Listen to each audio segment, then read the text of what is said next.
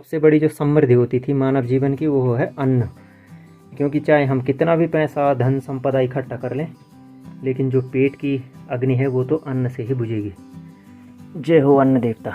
हमारे पुरखों ने इसी कोदे झुंगरे को खाया और उत्तराखंड बनाया, और अब उत्तराखंड वाले जो है सरकारी राशन खा रहे हैं और पूरी पूरी बांझी छोड़ के जा रहे हैं। अब आधा सुंगर था कह लिया इन्विटेशन कि आ जा भाई तो खाना माँ बोने इसकी पहले आधा सुंगरल नहीं खाया बोला, अब आधा सुंगरल ज़्यादा खाया बोल स्वाद। नमस्कार दोस्तों, आप सभी का स्वागत है देवभूमि उत्तराखंड से। और ये ब्लॉग जो है फिर से गांव में शूट हो रहा है, क्योंकि मैं अभी गांव में हूँ। कल दोपहर में मैं आया था गांव, मॉर्निंग में चला था बैज रोड डाक से, और फिर शाम को लगभग 5 बजे मैं अपने घर में पहुँच गया था। तो अभी ये दोपहर का टाइम है, दोपहर का खाना हमने खा लिया है और ये रेस्ट करने का टाइम है। लेकिन शहर में तो हम रेस्ट करते हैं नहीं दोपहर में, तो इसलिए हमने सोचा कि आज यहाँ भी क्या सोना दिन में, ऐसे ही जागरण चल रहा है। और आजकल पहाड़ों के मौसम का तो कहना ही क्या, आप देख सकते हैं कि कितना नीला आकाश दिखाई दे रहा है और सफ़ेद बादल उसमें 4 चांद लगा दे रहे हैं। तो ये है यहाँ का नीट एंड क्लीन इन्वायरमेंट। और बारिश हो रही है लगातार, तो इसलिए सारी धरती धुली धुली लग रही है। और ये है हमारा घर, और उसके बैक साइड में ये है सोयाबीन का खेत। तो इस पूरे खेत में सोयाबीन है और काफ़ी अच्छी फसल हो रखी है। और जो ये सोयाबीन है, ये दाने होते हैं इसके, ये इसकी फलियां हैं, तो इनको उबाल करके भी खाया जाता है। और प्रोटीन की मात्रा तो आप जानते ही हैं कि सोयाबीन में सबसे ज़्यादा होती है। ये माँ क्या करना चाहता थोड़े ली बट तुम सीधा नहीं सके दिन आज के लिए नहीं चाहिए। आज माँ ने रेस्ट नहीं किया दिन में, नहीं तो माँ और पिताजी खाना खा के दिन में 1-1.5 घंटा आराम करते हैं। कद का देर सिंध लगभग 1-1.5 घंटा, 4 बजे 2 बजे से के तब 4 बजे। अच्छा, पर आज नहीं सोए हम दिन में। तो ये सोयाबीन तोड़ रखे हैं यहाँ पर, ये कच्चे हैं, तो इनको कल सुबह मैं ले जाऊंगा काशीपुर, फिर वो परिसर अनुमल नहीं हो और तब खोलो आराम से।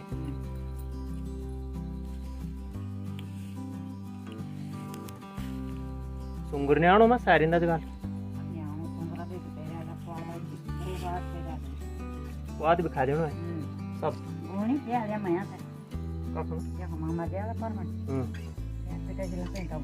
अच्छा, तो नुकसान कर देना वाला सब खा देना छोड़। तो अब की बार हमने मंडवा जो है हरा ही काट दिया, क्योंकि अगर उसको पकने देते सही ढंग से तो फिर तो मुश्किल से हाथ में कुछ लगता है ना। तो इस वजह से मम्मी ने और भाभी ने वो हरा ही काट दिया कि कम से कम थोड़ा बहुत तो हाथ लगे, क्योंकि जो यहाँ की खेती है सब जानवर चट कर दे रहे हैं, यहाँ कुछ नहीं बच रहा है। ये सोयाबीन थे तो इनके खेत में भी सुअर आ रहा है, और सोयाबीन तो उसके लिए पौष्टिक चीज़ है सबसे ज़्यादा। चलो मैं दिखाता हूँ आपकी बार कितना मंडवा हो रखा है। पिछले साल बहुत मंडवा हुआ था हमारा, लेकिन अब की बार कुछ नहीं है उतना कम चनमा बारा। पहले था भंडे था किले, पहले था ज़्यादा पोंगड़ा था क्या, ज़्यादा नहीं था, सुंगरल नहीं का पूर्ण सुंगरल खाई गया बस। अब आधा सुंगर था कह लिया इन्विटेशन कि आ जा भाई तो खाना ये तो एक परिवार बड़ हो गया ना, 10 बार आ रहे हैं एक ही खेत में, तो इस वजह से दिक्कत हो रही है बहुत ज़्यादा। खेती को तो ऐसे नुकसान पहुंचा रहे हैं, रातों रात खेत चट कर जा रहे हैं।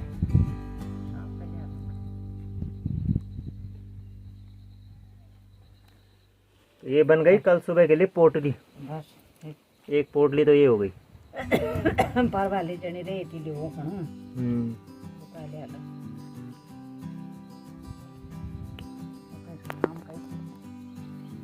कुछ मंडवा यहाँ पर डाला गया है धूप में, तो इसको सुखाने के लिए रखा गया है यहाँ पर।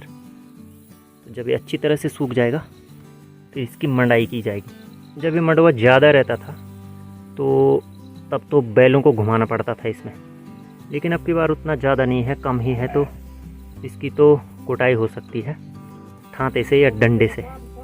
और पिछले साल का ब्लॉग भी मैं डिस्क्रिप्शन में लिंक भेज रहा हूँ आपके लिए।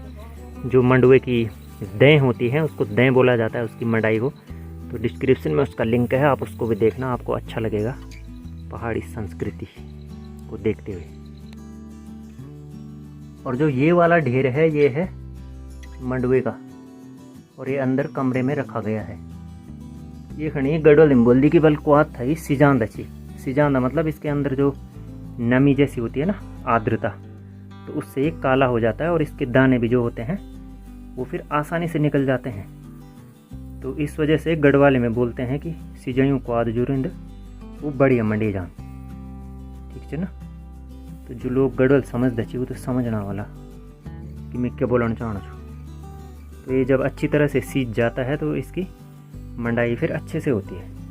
तो अभी इसको ऐसे ही रखा जाएगा कुछ दिनों तक। और यदि मंडुआ जो है ज़्यादा मतलब एक हिसाब से सड़ जाता है वो, तो वो काला हो जाता है ज़्यादा और फिर उसकी रोटियां कड़ी होने लगती हैं।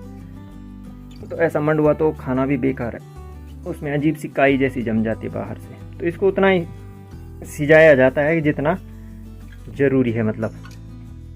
तो ये है भैया इस साल की कमाई।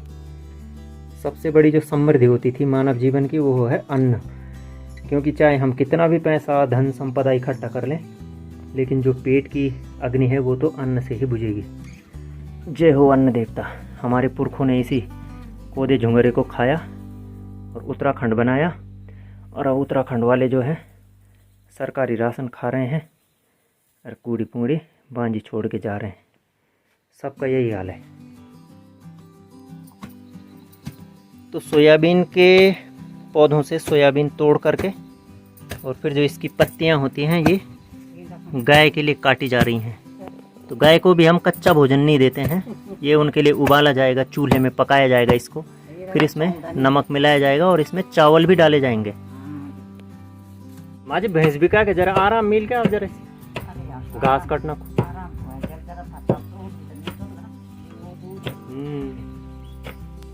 आपने हमारी भैंस का ब्लॉग देखा होगा जब हमने वो बेची थी, और उसकी एक छोटी बिटिया भी थी शालू। तो शिब्बी भी उस दिन हमारे पास था। वो बहुत इमोशनल हो रहा था कि क्यों बेच रहे इसको। वो हमारे पीछे रात भर लगा रहा, बात करता रहा कि मत बेचो मत बेचो, लेकिन बोल रहा था कि शालिनी को यहीं रहने दो। तो फिर क्योंकि गौशाला में पालतू पशु बहुत हो रहे थे, गाय भी है, उसका बच्चा भी है, 2 बच्चे हैं उसके, और भैंस है उसका बच्चा था, तो फिर इस वजह से हमें वो बेचनी पड़ी। तो अब हमारी गौशाला में है 1 गाय और उसके 2 बच्चे। तो जब गाय रहती है तो फिर उसके लिए ज़्यादा घास लाने की आवश्यकता नहीं रहती, मतलब 2-4 पूली में हो जाए आराम से काम।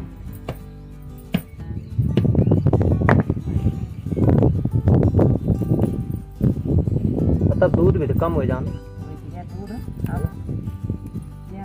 आधा किलो दूध आंदोल बस।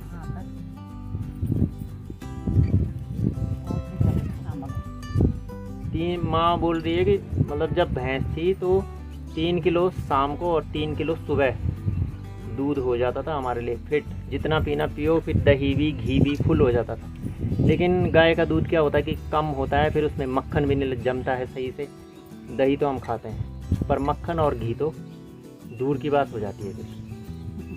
पर फिर भी उनकी सेवा तो करनी है गौ माता की। तो इसको उबाला जाएगा, फिर इसको गढ़वाली भाषा में हम कहते हैं पींडा। तौले में बनाया जाएगा इसको, पित्तल के तौले में।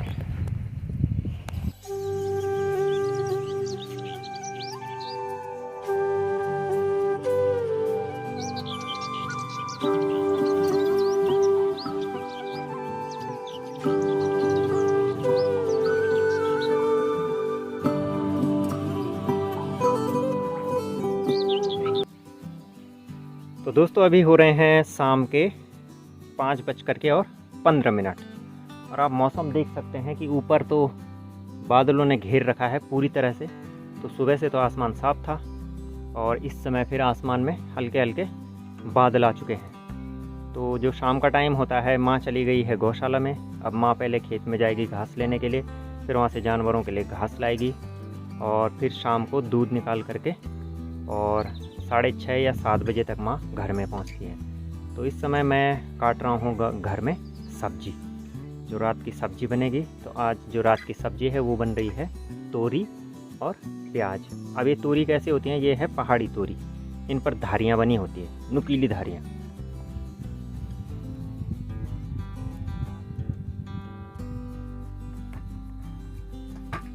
तो जो ये तो छोटी वाली है, तो ये काफ़ी मुलायम होगी, ये हार्ड हो सकती है। और ये वाली तो मुझे लग रहा है अंदर से काफ़ी हार्ड होगी, तो इसका कुछ ही हिस्सा हम सब्जी के काम ला सकते हैं। तो चलिए देखते हैं इनको काट करके। यहाँ पर ये प्याज भी रखे हैं, ये हमारे खेतों के प्याज हैं, मार्केट के नहीं हैं। तो ये भी अब अंकुरित होने लगे हैं धीरे धीरे, आप देख सकते हैं।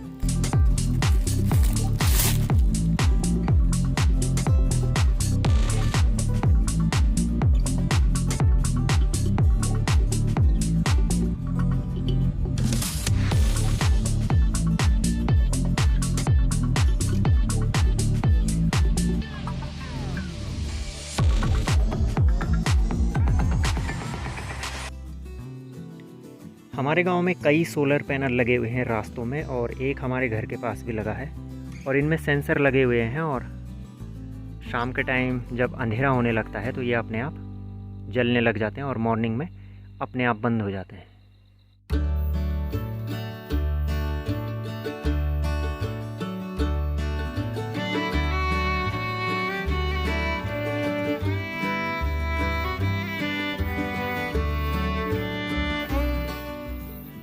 चांद इस समय अटखेलियाँ कर रहा है बादलों से, और दूर हमारे गांव की कुछ लाइटें भी दिखाई दे रही हैं। तो दोस्तों, अब इस ब्लॉग को हम यहीं पर समाप्त करते हैं। यदि आप हमारे चैनल पर नए हैं तो हमारे चैनल को सब्सक्राइब करना बिल्कुल भी मत भूलिएगा, क्योंकि हम आपके लिए इसी तरह के ब्लॉग्स लगातार लाते रहते हैं।